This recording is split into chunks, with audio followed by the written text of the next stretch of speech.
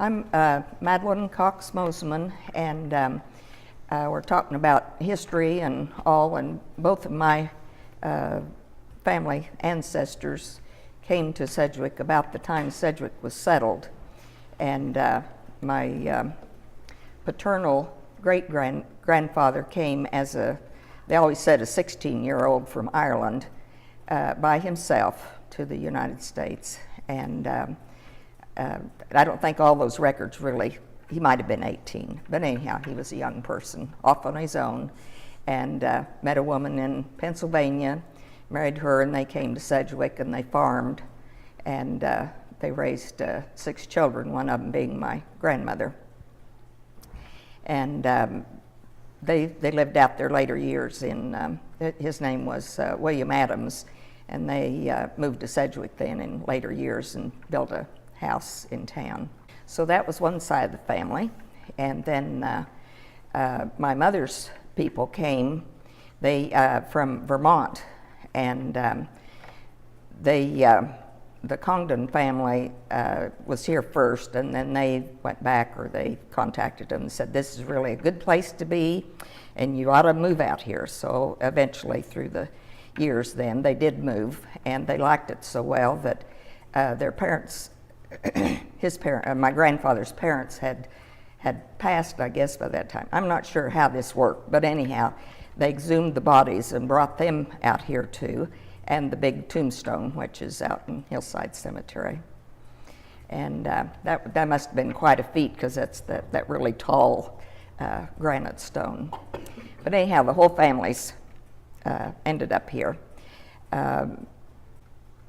My grandparents, my paternal grandparents were farmers. Well, they were all farmers, I guess. And then when my father, who was Dwight Cox, he and his father farmed together out north of Sedgwick here, and they had what they called a diversified farm. And they had all kinds of farm animals, pigs and sheep and cows. Well, they ran a dairy for a number of years. So, and I grew up on the farm, and some of the things I liked to do when I was a child, we had a trapeze on a swing set and a trapeze, and had the rings, you know, like the acrobats could go put their legs through the rings and hang by their knees, and I loved doing that.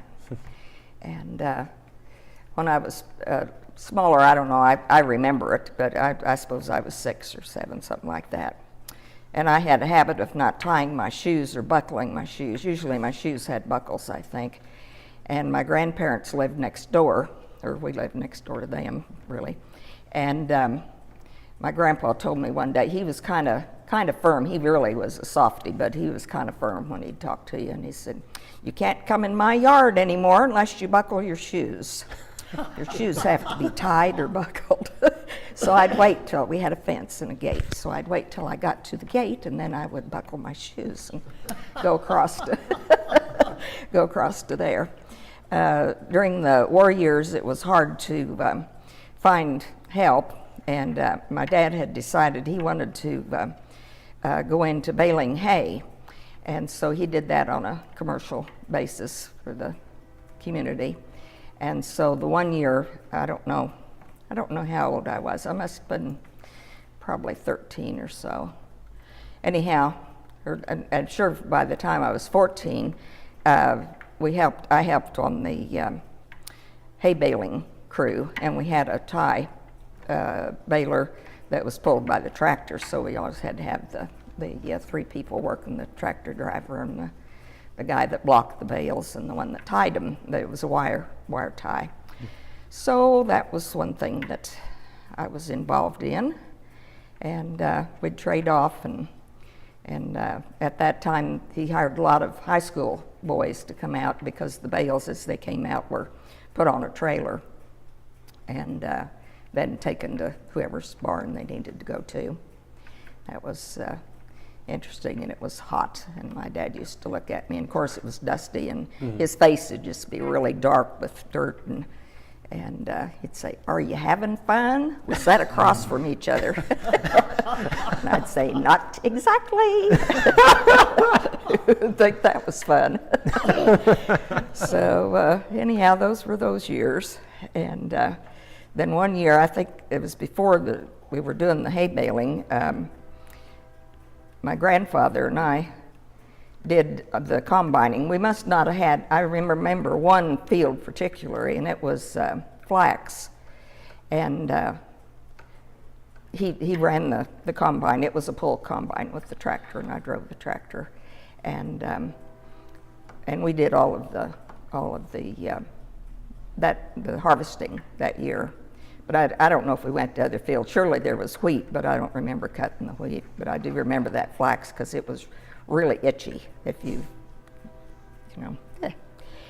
And some things I like to do as a child, we had a grove of trees across the road from our, we had a pretty long lane, and there was a grove of trees out there, and I liked to go down there. It was really cool and a nice smell in the spring with the new grass growing, and that was a fun place to be. And let's see, I had a horse. Well, it wasn't really my horse, but it was the family horse. And when we'd go to ride the horse, my daddy'd get the horse, bring it up to the house, and my grandmother would come out on the steps, and she'd cry and wring her hands. "Oh, Dwight, you're not going to let those children ride that horse, are you?" And you know, this really was a real thing then. You know, should we not be riding the horse? You know, and it was kind of. But when I was in high school, there was a bunch that used to get together on a Saturday or Sunday afternoon and ride around. And when I got to go home, which at the south corner, we lived in the north part of the section, you better be ready when you got to that south corner, because that horse knew where you were. "I'm almost home," and away he'd go. And there was no way to make him slow down or anything. I know. It's a wonder I didn't get killed. But Grandma wasn't there. I don't think Grandma knew about that. She was still living. I don't mean she was gone, but she wasn't wringing her hands and wondering why we were riding the horse.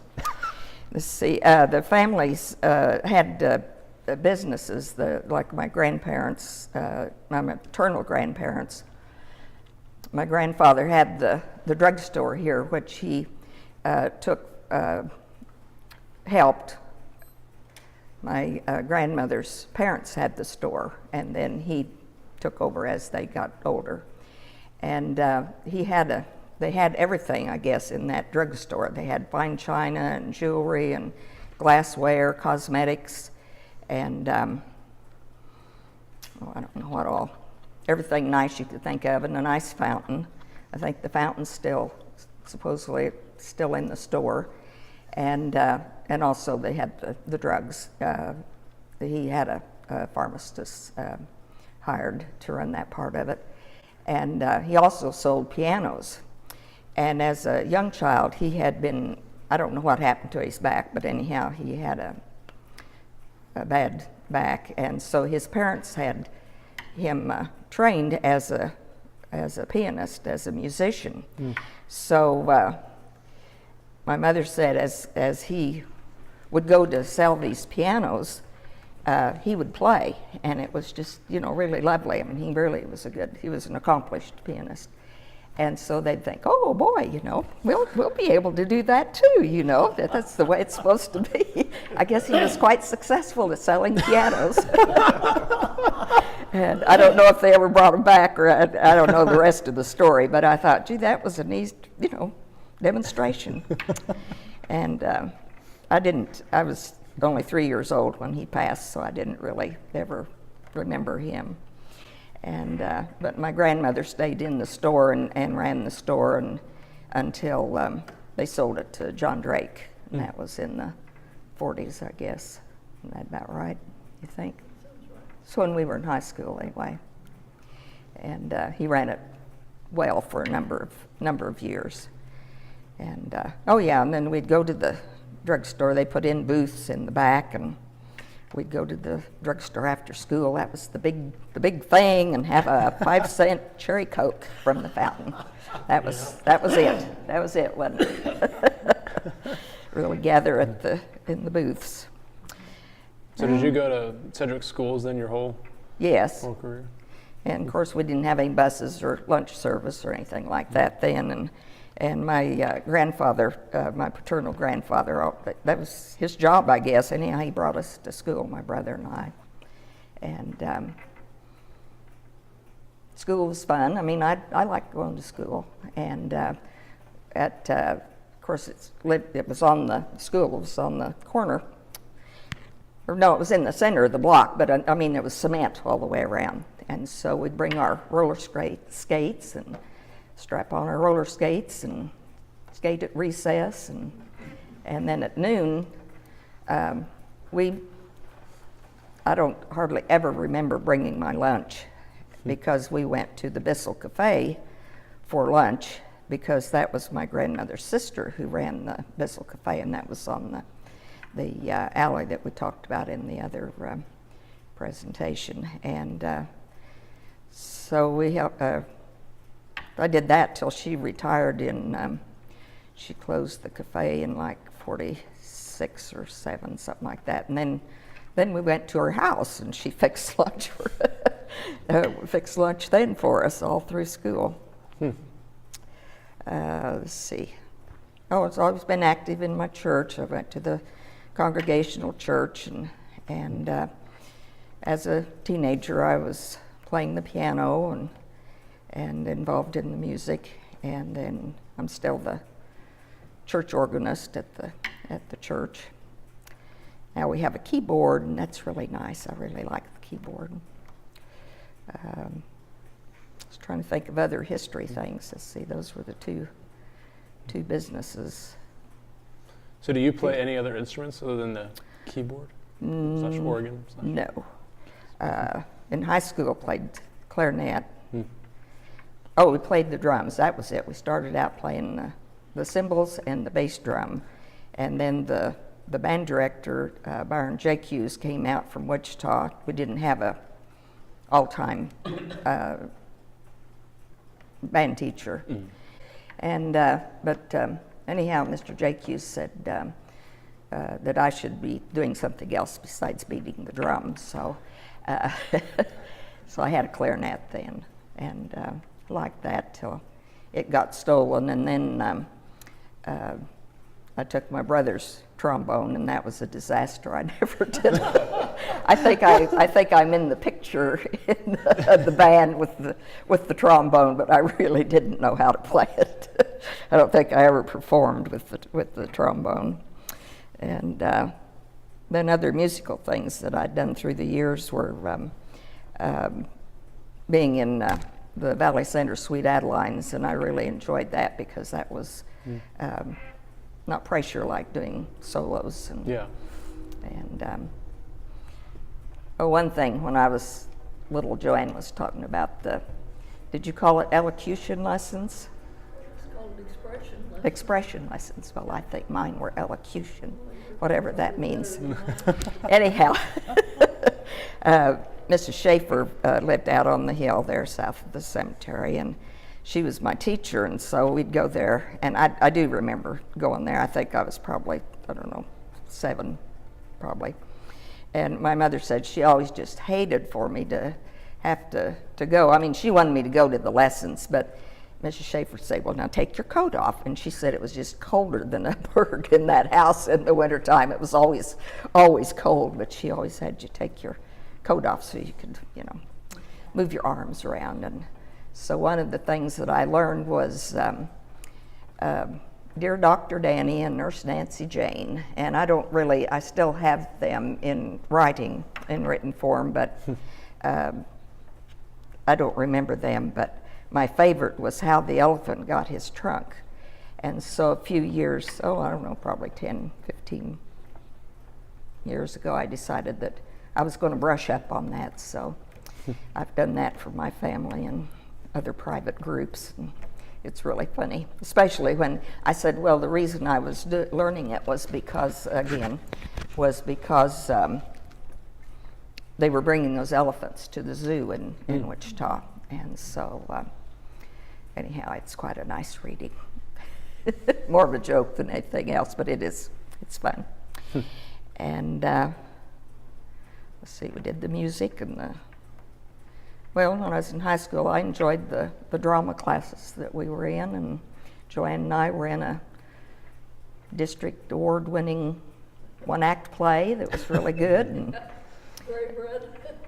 yeah, I never can remember the name of it, but I thought that was an event. That was a highlight.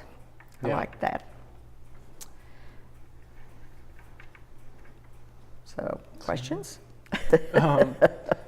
I guess just, Enough? yeah. It's your turn for final advice. Oh, for well, viewers. I've been involved in the Sedgwick Council of Churches, and they have a breakfast for the senior class every year. And this has been a number of years back. And so our pastor was not always able to be there, so they'd give the seniors advice.